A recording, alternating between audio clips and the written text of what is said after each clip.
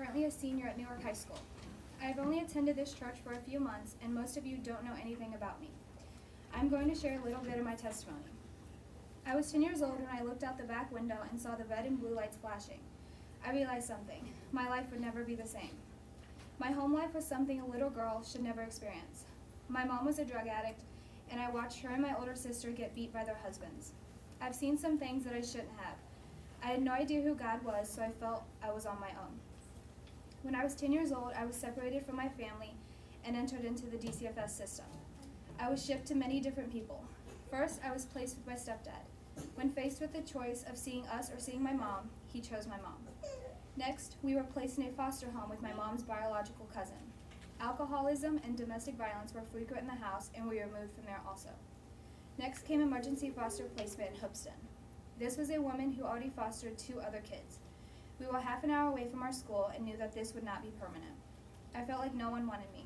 I felt like I wasn't good enough for anyone. No matter what I did or how hard I tried to get people to love me, my efforts were pointless because no one loved me. I was alone and only 10 years old. All of this pain and suffering lasted for 6 years until our family actually wanted me. Me, the lonely girl who hid in the corner away from everyone. The girl who was scared to go around her dad because of the things he would do. The girl who no one loved and cared about. The one they pushed around and treated like dirt. This family wanted me for me, not for someone they wanted me to be or someone they wanted to torture. I was placed in a home in the same town I went to school in on October 10th, 2012. My sister and I went with our caseworker to live with people I had never even met before. Over the next 5 years, I saw a family who loved me, cared for me, and didn't care about my past. I also learned about a God who loved me, cared for me, and didn't care about my past. In July of 2015, I went to Bible camp and decided to give my life to Christ. On July 12th, 2015, I got baptized for the first time. I became a part of God's family. But February 16th, 2016 will always be my favorite day. That's the day that I became a part of an earthly family forever. That is the day I finally felt loved by a family. That is the day that forever changed who I am. I have changed so much since I left my biological family. I realized the things I was seeing and doing in the past was not normal. I've learned that there is a better life out there for me if I focus on God and His plan for me. If I was asked if I saw my life like this when I was 10, I would have to say no. I felt like my life was normal, like all families were like this. With my new family, I experienced for the first time a birthday with presents, Christmas around the tree, flying on an airplane, and riding a roller coaster, and simple things like not being scared at night. I became a better person when I became a part of a family. I also experienced the unconditional love of God for the first time. I have a Heavenly Father who loves me, forgives me, and has a future plan for me. But God's plans sometimes are always our plans. On July 24th of 2016, my sister decided to leave and drop out of high school homeschooling at the age of 17. When she left our new home, it broke my heart. Now she is 20 and a single mom on her own.